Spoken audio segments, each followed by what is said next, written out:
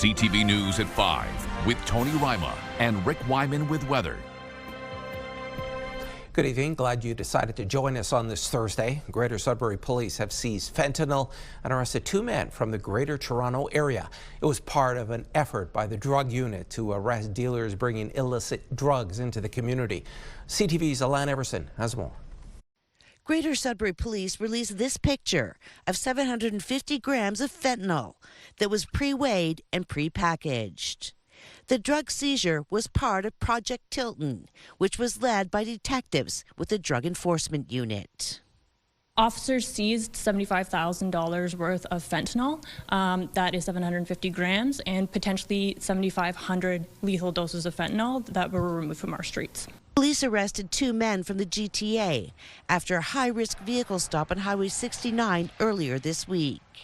Funding for Project Tilton came from the Ontario government, Ministry of the Solicitor General, in which the Criminal Intelligence Service Ontario supported this investigation. It was used to purchase equipment used for surveillance for Project Tilton. So through the surveillance equipment, we were able to gather information in relation to the individuals believed to be trafficking drugs in our community. The Mayor of Sudbury also sits on the Police Services Board and is commending efforts focusing on illicit drugs and dealers. No, I want to thank our frontline workers at Greater Sudbury Police for the great job that they're doing, certainly to try to stem the flow of fentanyl drugs coming into our community. We know that we're at a cusp of drugs that are coming into our community, and the fact that we have the equipment right now, and certainly we've actually increased the police services to deal with this really challenging times in our society. Fortunately, we do see organized crime moving into Northern Ontario, as Sudbury is the hub to the north. So traveling through from the 400 to Highway 69 and into our community, where we are seeing illicit drugs as well as organized crime moving through from Southern Ontario. Greater Sudbury police say anything that poses a high-risk threat to the community, like illicit drugs or organized crime, will continue to be a focus by disrupting and arresting individuals involved. Alana Everson, CTV News, Sudbury. Well, we got some sunshine today, but how long will it last? For more details, let's bring in CTV's Rick Wyman. Tony, a couple of days, as indicated by Environment Canada, extreme cold weather, not only for this evening, heading into tomorrow and tomorrow night as well. Systems map from CAA. Get your membership today at caa.ca. So once we get rid of the squalls and some of the flurries, we've got some cold weather to deal with. We'll get some sunny breaks as well, but some of those wind chills heading into this evening and overnight are going to be nasty. So bundle up and take care. Again, risk of frostbite throughout the entire Northeast. We'll talk more about some of those numbers that you can expect, and I'll show you a map that covers the Northeast. Just how cold will it be? You'll see the effects of that as issued by Environment Canada. So, Tony, that's coming up in just a couple of minutes. Thanks for that, Rick. The 2-week second-degree murder trial for Brandon Nakaji concluded today in a North Bay courtroom. The jury is now deliberating on a verdict. CTV's Eric Tashner has that story. In his final address to the jury, Crown Attorney Michael Cristall alleges 33-year-old Tristan Ayres and another woman, Lizzie Martinez, were huddled by a small fire in an alleyway trying to keep their hands warm in the early hours of December 17th, 2022. He told the jury Nakaji and Trevor Goulet were looking for a smoke and were directed to Ayres. The men told Martinez to leave. Then Goulet attacked Ayres with a stick. The stick broke, and that's when the Crown believes Nakaji felt they weren't winning the fight, pulling out a knife, stabbing Ayres in the back, severing an artery. Ayres went down, his feet flailed, and Nakaji stabbed him in the legs. Cristall says Ayres then crawled over a guardrail into the Worthington Street West's LCBO parking lot, and Ayres bled to death. Graphic photos of Ayres' body showed before the court highlighted 5 stab wounds on Ayres' leg and back. In a police interrogation video played for the jury, Nakaji, who had consumed fentanyl the day of his arrest, confessed to an investigator he wanted to make sure Goulet would not lose the fight and that he didn't know how many times he stabbed Ayres. Nakaji's lawyer, Lori Galway, argued he was just tagging along and there was no plan to assault or kill Ayres. She played security camera footage of the parking lot, which was partially blocked by a vehicle. It showed Nakaji standing by and watching Goulet attack Ayres. In it, Goulet raised his arm in an overhanded motion. This is when the defense claims Goulet actually stabbed Ayres in the back. Galway argues Nakaji only stabbed Ayres in the legs to defend Goulet. Goulet was convicted of manslaughter in 2024 after pleading guilty. In his charge to the jury, Superior Court Justice Greg Ellis reminded them that Goulet's verdict should not be considered when rendering a verdict. He reminded them to be judges of the facts and consider the evidence impartially. Eric Tashner, CTV News, North Bay. More trouble for Kashechewan First Nation. It's dealing with a water crisis and with cases of gastrointestinal illnesses. It's unclear whether the two are connected. Indigenous Services Canada confirms cases of the parasite known as Cryptosporidium among some Kashechewan residents. It did not say whether those are evacuees or residents still in the remote northern community. But leadership suspects it's both and add there are 34 cases. The Do Not Consume Water Advisory remains in place. Repairs are still underway on the water treatment system. Testing is underway to determine if the gastrointestinal illness was the result of the recent infrastructure failure. I don't think we really did stool samples to really find out what was happening to people until later. I wouldn't say later on, but maybe a few days or a week after the situation with our water plant unfolded. We don't know exactly when it started, but I know the infrastructure was failing and raw sewage was entering the water.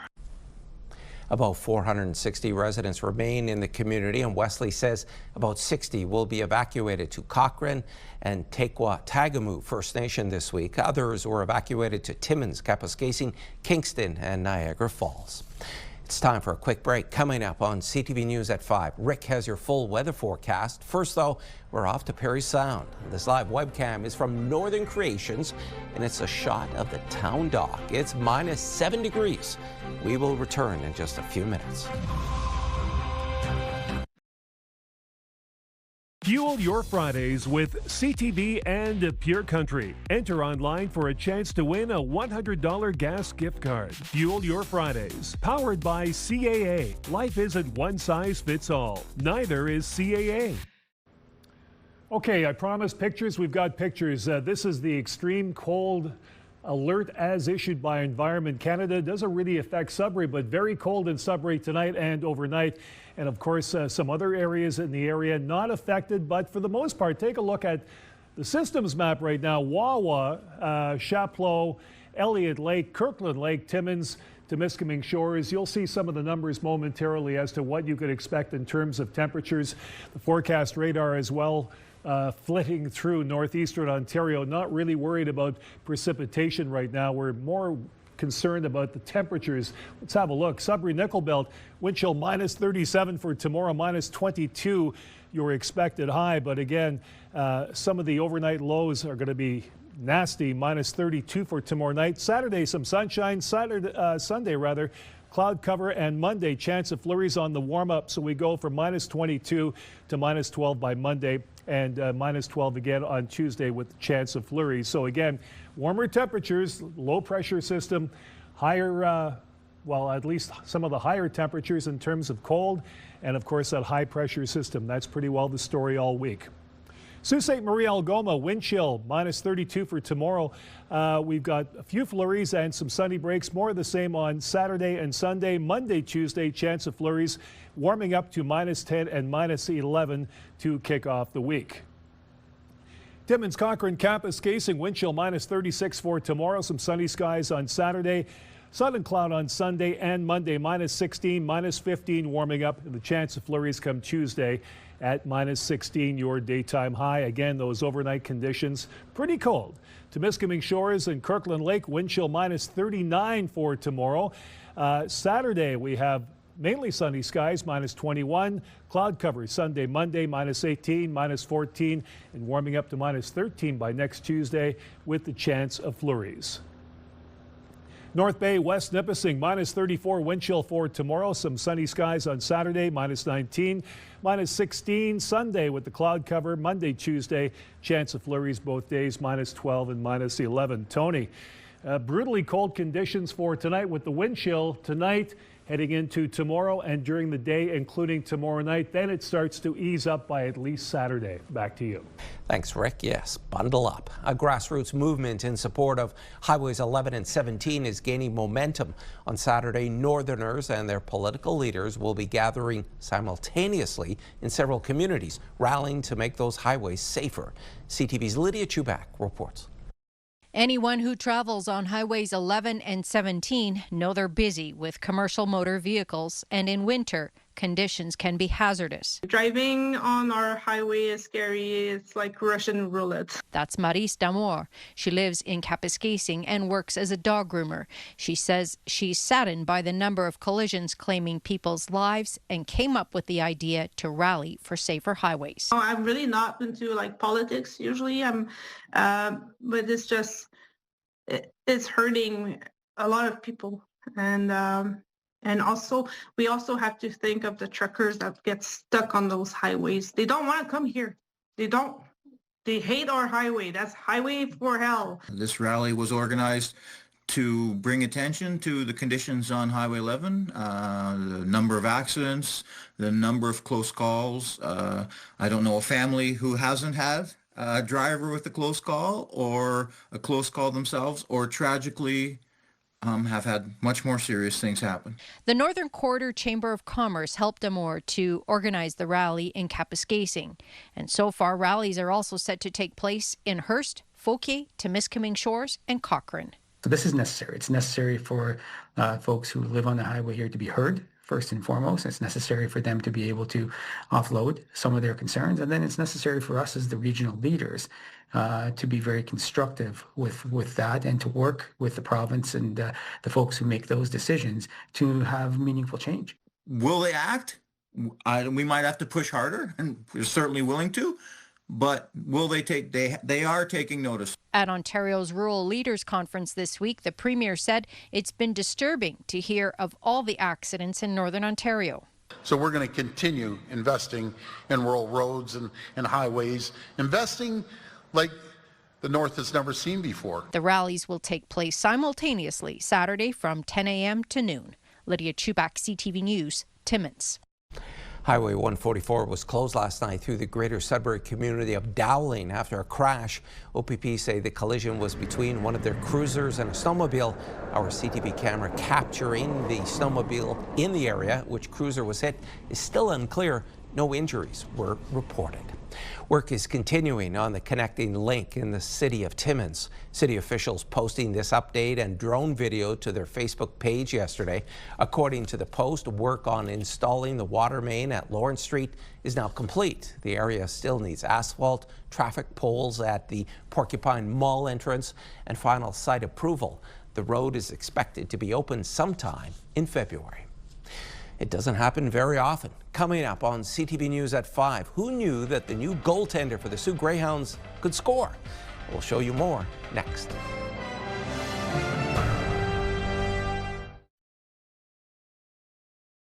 Sudburians have been experiencing delays with blue box collection after the transition January 1st to circular materials. CTV's Angela Gemmel looks into what's causing the delays. This street in Sudbury finally gets its recycling and organics picked up 24 hours after residents put their bins to the curb. The city of Greater Sudbury says it is aware some neighborhoods experienced delays with blue box and green cart collection this week. In an email to CTV News, it says these delays are related to unexpected truck breakdowns experienced by WM, which resulted in some routes not being collected on their scheduled day. Crews are working overtime, repairing trucks and bringing in additional trucks to catch up. It was January 1st when new provincial changes came into into effect, with the program transferring to producer responsibility. That's when Circular Materials took over the work, using WM, or Waste Management, as the contractor to collect recyclables. Yet in a statement to CTV News, the producer says extreme weather resulted in minor delays to recycling collection for several households in Greater Sudbury yesterday. Our service provider, Waste Management, has confirmed that delayed recycling collection due to weather conditions will be completed today or tomorrow at the latest. This service alert was posted to its website this morning. The city says it doesn't have a final count on how many households were affected by the delay this week. Routes missed on one day are being collected the following day, but according to the city, that's caused a domino effect on subsequent routes. All routes are expected to be caught up by Saturday. Angela Gamble, CTV News, Sudbury. It was Bell Let's Talk night at GFL Memorial Gardens Wednesday night, a time to celebrate the work to end the stigma surrounding mental health. And one of the Sioux Greyhounds' newest players did one of the rarest of feats. Stevich shoots the puck in. George out of the net. Shoots it up for Boers, down the ice and into the net. Carter George scores! Sioux netminder and Team Canada star Carter George, of all people, got a goalie goal. This coming almost 1 year to the day from the team's last goalie goal with Nolan Lalonde. George and the boys clearly pretty pumped there. The Hounds finish with a 5-2 victory. On deck tonight in the OHL, the North Bay Battalion play host to the Brantford Bulldogs. Game time is 7 p.m. And in the NOJHL, the Poisson Voodoos faced off against the Hearst Lumber Jacks last night. It was a back-and-forth game until the third, when Hearst would control the scoring. They win 5-4. Tonight, the Kirkland Lake Gold Miners will be digging for 2 points, trying to secure a playoff spot.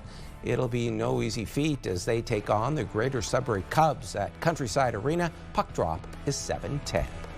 Artificial intelligence. When we return, a technology and change strategist in Sault Ste. Marie talks about AI and its uses. You're watching First at 5.